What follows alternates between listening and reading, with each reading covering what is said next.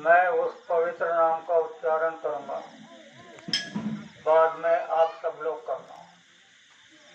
बोलो जय गुरुदेव, जय गुरुदेव, जय गुरुदेव, जय गुरुदेव। जय गुरुदेव। नाम किसका? प्रभु का।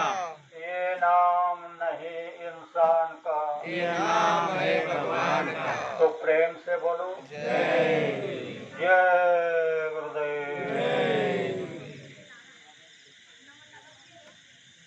प्रेमी भाइयों और बहनों, आज का समय बहुत खराब है। हम लोगों ने जो गंदे गंदे कर्म कर दिए, वही कर्म हमारे माथे पे उतर रहे हैं।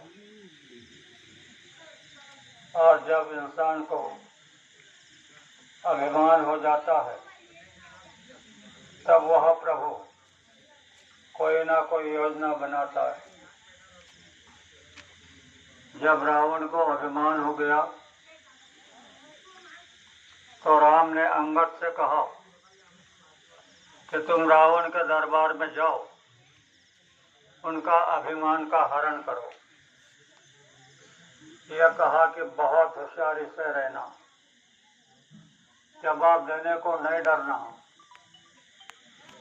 तो अंगद वहां पहुंचे। अगर कोई दूत आता है तो उसे आसन दिया जाता है, उससे पूछा जाता है कहाँ से आए, क्या चाहते हो। रावण कुछ नहीं बोला। इसका कारण सुनो। अंगद वहां जाने पर अंगद ने अपने पूंछ का आसन बनाया और रावण से 1.25 हाथ ऊपर बैठा और कहने लगा कि हे रावण, मैं तेरी सभा में किस लिए आया हूं, ये तो पूछता नहीं। इसका मतलब यह है कि तेरी मति में भ्रम हो गया और भ्रम से तेरी वाचा बंद हो गई। इसलिए मैं कहता हूं तो सुन। रावण, इस स्थान में अगर नर्तन मिला तो बहुत आसानी से रहना चाहिए। सत मार्ग पर चलना चाहिए, किसी की बात का गर्व नहीं करना चाहिए। तू वेद वेदांग जानता है, फिर ऐसा अज्ञान जैसा क्यों चलता? इसलिए रावण, मेरी बात को मान। तू राम को शरण चला जा और सीता राम को वापस कर दे। राम तुझे चिरकाल इस नगरी में जगाएंगे। तब रावण कहने लगा, ए बंदर, मेरे सामने शिष्टाई करते हुए तुझे शर्म नहीं आती? तेरे राम लक्ष्मण, ये हमारा खाना है। मैं मेरे भाई कुंभकर्ण को जगाऊंगा तो सारी वानर सेना और तेरे राम लक्ष्मण खा जाएगा। अंगद ने कहा, रावण, मेरी बात को मान ले, मैं सच्चाई कह रहा हूं। बोले, ए पाले खाओ वानर, तुझे शर्म नहीं आती?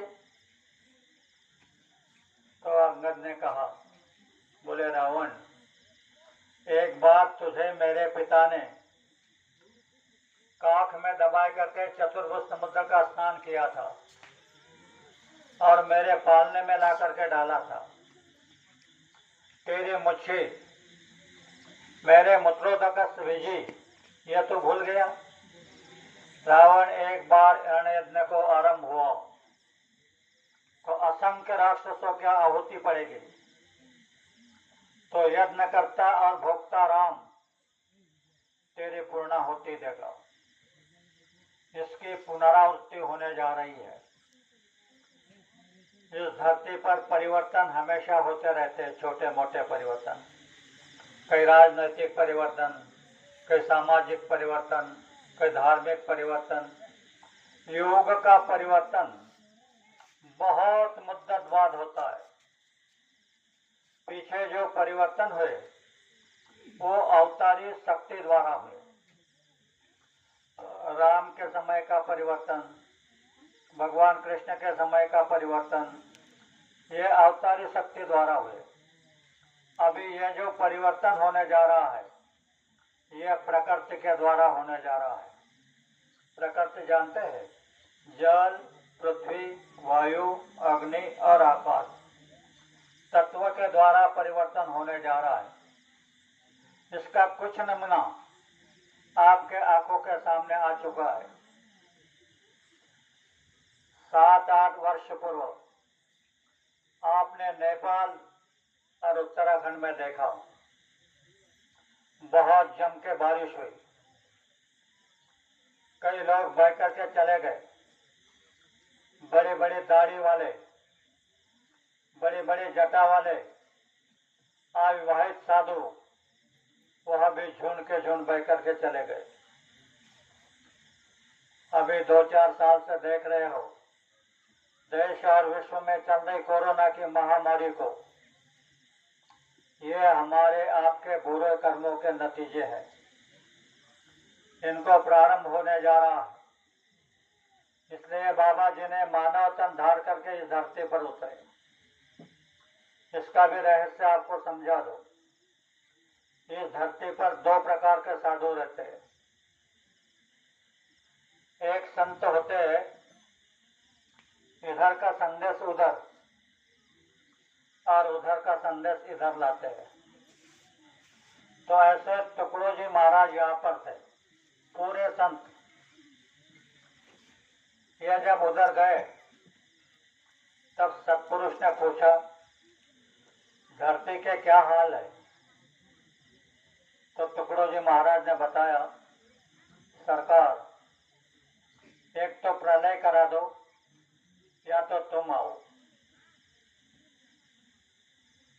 सत्पुरुष ने कहा कि तुम चलो, मैं आता हूं। देखो ये बातें कैसी है। जैसे भी टुकड़ो जी महाराज नीचे उतरे तो उन्होंने एक प्रार्थना बनाई, है प्रार्थना गुरुदेव से यह स्वर्ग सम संसार हो, अति उच्चतम जीवन बने, परमार्थमय व्यवहार हो। ऐसी प्रार्थना बना दी। और बाबा जी ने जब काम को प्रारंभ किया तब पहली आवाज लगाई कि इस देश के भाइयों और बहनों, अगर तुम मेरी बात को मानोगे तो स्वर्ग का सुख मैं तुम्हें इसी धरती पर दे दूंगा। तो ये तुमको स्वर्ग का सुख देने आए हैं। यहाँ पर अभी आप कुछ नहीं कर सकते। जो भी करोगे बेईमानी करोगे, दूसरा कुछ नहीं कर सकते।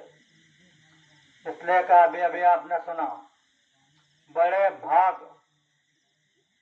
मानव तन पाया,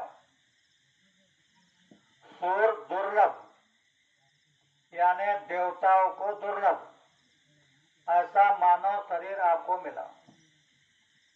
तो इसका सदुपयोग कर लो, इसको मिट्टी में मत मिलाओ। ऊपर के जितने भी देवता है, इस धरती के ऊपर जितने मंदिर है, उसमें जितने देवता है,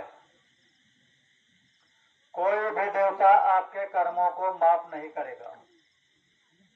फिर क्या करेंगे? हमारे आपके अच्छे बुरे कर्मों का फल देंगे। अच्छे कर्मों का अच्छा फल, बुरे कर्मों का बुरा फल। इसलिए बाबा जी ने कहा कि बच्चों, गांव गांव, शहर शहर जाकर लोगों को समझा दो, आए शरण तो माफी दिला दो। उनके अनुयायियों को कर्मों को माफी दिलाने का अधिकार उनको दे दिया। कर्मों की माफी का अधिकार सिर्फ महापुरुषों के पास होता है।